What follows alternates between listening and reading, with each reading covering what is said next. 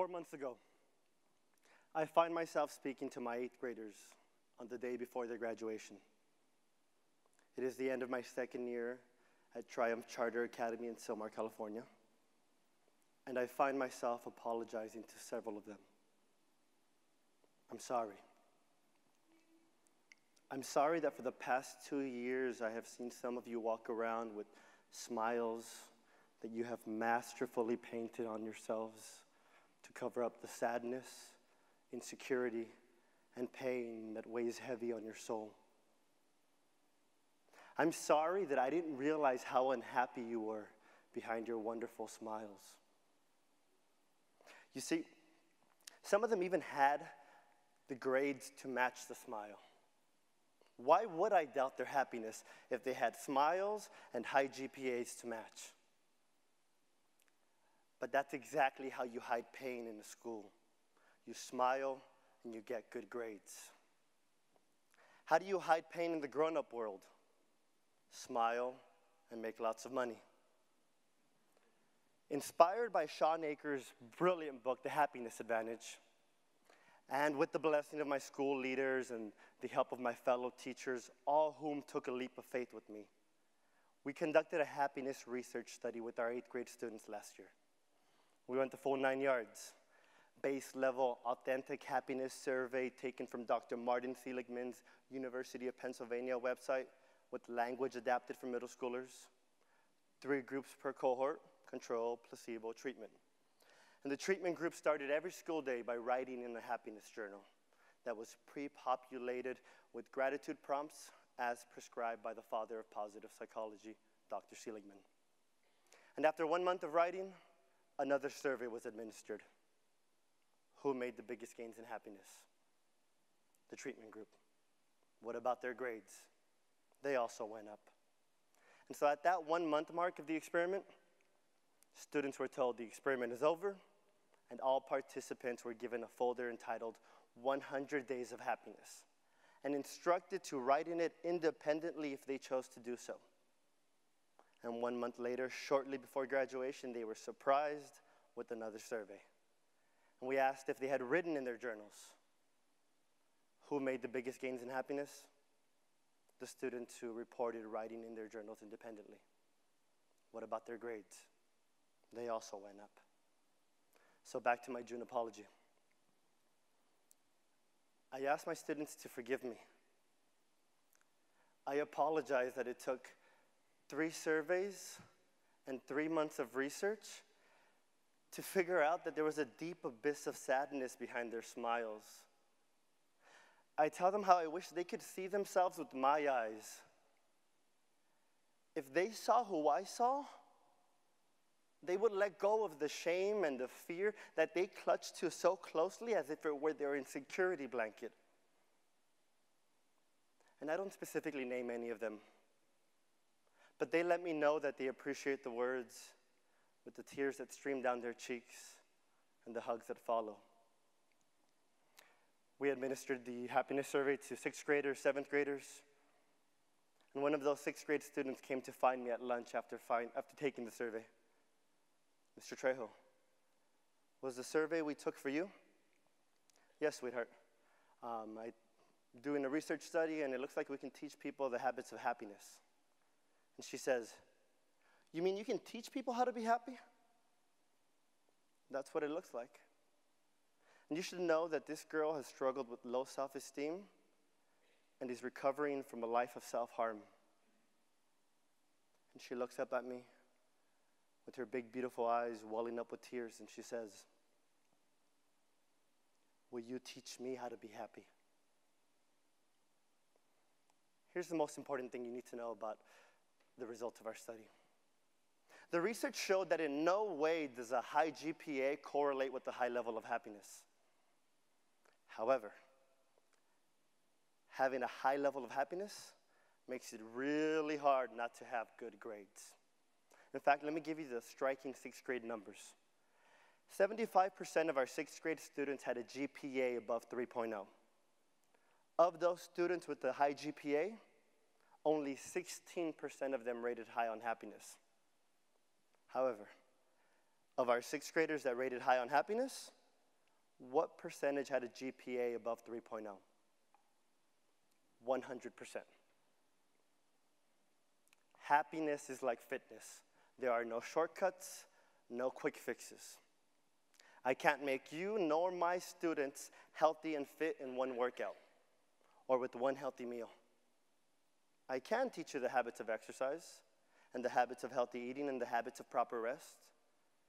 And if these habits become a product of your routine, then you will eventually end up with a lifestyle that is conducive to healthy living and a body that reflects that. Happiness is similar. I can't make you or my students happy with one speech or one writing exercise, but I can teach you the habits of happiness. And if they become a product of your routine, then your lifestyle becomes conducive to happiness and positivity. And that is why this year at Triumph Charter Academy, not only are we teaching that 6th grade girl who's now in 7th grade, but we are teaching the entire student body the habits of happiness. I don't believe the educational system in America is broken, because believing that means that we can restore our national education to what it once was. And yes, I understand that in the past, America ranked much higher globally in education rankings. But that doesn't mean it was ever close to perfect. It has never been perfect. It has never been what the founders promised, the pursuit of happiness. It has been the pursuit of mastery. And mastery has been put on a magic pedestal as empirical evidence of success. It's why administrators look at lesson plans and ask teachers, how are you ensuring that your students are mastering the standard? Instead of asking, why is this lesson even relevant to your students? How are you ensuring that your students are fully engaged? Or God forbid, how are you going to make this fun? When did fun become the enemy of mastery? We have conditioned teachers to learning cycles, checks for understanding. Where's the check for engagement? The check for connection? The check for relationship? Where's the check for happiness? We act like mastery breeds investment, like memorization is indicative of true and deep learning. But ask any actor worth their weight, and they will tell you that memorization is easy. Do you really think Daniel Day-Lewis memorized the entire script of Lincoln and then said to himself, oh, I got all my lines down, I'm ready to be Lincoln? No. He invested in the character, in the role, and memorization was an afterthought because of his investment. You want sustainable change. Holistic education is the only sustainable education. Because students don't wake up as students. They wake up as individual human beings. We need to start planning for and teaching human beings, not students. And so at this point, you may be wondering, who the heck is this PE teacher and why is he conducting psychological research instead of punishing kids into compliance with push-ups and laps? I'm not your ordinary PE teacher. Don't get me wrong, my kiddos totally run laps and do push-ups. But I'm not your ordinary teacher regardless of subject. So because it's not that often that I have the undivided attention of so many administrators in one room, I'd like to make a special request for not only physical education, but also the incredible teachers in the arts. Can we please stop complimenting our PE and arts teachers with, even though it's not a core subject, and I know it's just? Because when you say, I know it's just music, and even though it's PE, you do amazing work, all we hear is, I know it's just, and even though. Art speaks to our souls, and PE can be the root of confidence in our bodies. And I don't know what is more reflective of the core of a person than connecting to their souls and building confidence. So stop saying they're not core subjects. We need to stop asking what students will be able to do as the catalyst for planning. Because what you do does not define you. Not even how you do it defines you. Why you do what you do defines you. What you do is boring in comparison, and no one pays attention to boring. Why is the key. In 2nd grade, I sat in on a mandatory parent conference. And if you don't have mandatory parent conferences for every single student in your school, you are missing out on a golden opportunity. Because even your top performing students deserve to have their parents forced to sit down and listen to how wonderful their children are. And that's what happened to me in second grade. I sat in and listened as my teacher told my parents how amazing my grades were, how amazing the quality of work I turned in was, how polite I was. My teachers told my parents that if I continued testing the way I did, they were going to recommend that I would skip third grade and enter fourth grade. And this was terrifying to me. That would put me in my brother's arts class.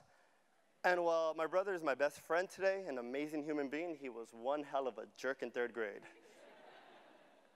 This minor detail was of no concern to my parents. They were ecstatic. And as the 7 of us drove home in a windowless van with no seats in the back, cracked windshield, we made a rare trip through the drive-thru and got a bucket of fried chicken. We went home, we ate, we laughed, we were happy. And at 7 years old, I made the connection that the day I got my grades, there was no violence. I grew up the youngest of 5 in El Monte, California, in a house where abuse was the norm: verbal, physical, sexual. And it didn't happen every night.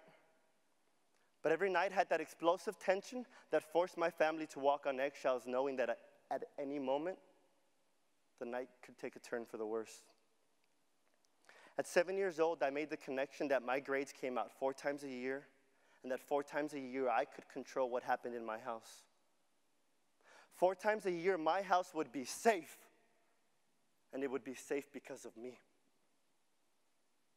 That mindset, that why, got me into college. And during my first semester, a history professor had us write a deep and dense biography about a family member. I chose my mom because I thought it would be easy. I don't know if you realize how much you have to talk to someone about their lives to get 15 quality pages. But at the end of hours and hours of interviews, I was left with a newly and deeply embedded respect for my mother.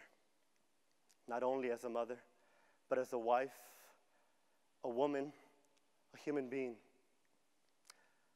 I expected to find a confident woman proud of her successful kids. I expected to find happiness behind her calming smile. What I found was a guilt-ravaged soul that refused to take ownership for her profound influence on us. And my mother pulled back the curtain on her pain. And realizing that the price she paid to stay in our lives was a silent surrender and acceptance of daily, humiliating brutality, the importance of my degree was cemented in my mind and in my soul. And today, that degree hangs on her wall, not mine. I have profound respect for teachers of all backgrounds and of both genders. But being a male Latino teacher in a predominantly low-income community, predominantly low-income Latino community, means a whole lot more than simply being a teacher. For some of my students, I am one of many positive male role models in their life. For others, I am one of few.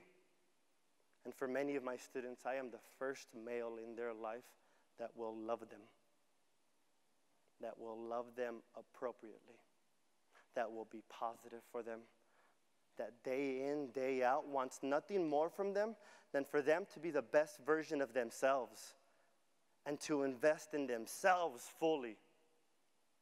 The only investment guaranteed to make you richer is self-investment.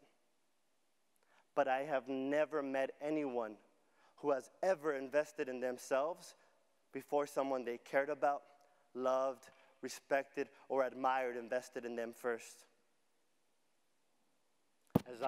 As I look at my 6th, 7th, and 8th graders, I see my brothers. I see my sisters. I see myself. That's why I teach. That's why I was invited to speak here. And that's why that on one of the roughest days of my entire teaching career, I just so happened to check my mailbox. And anyone I work with knows I rarely do.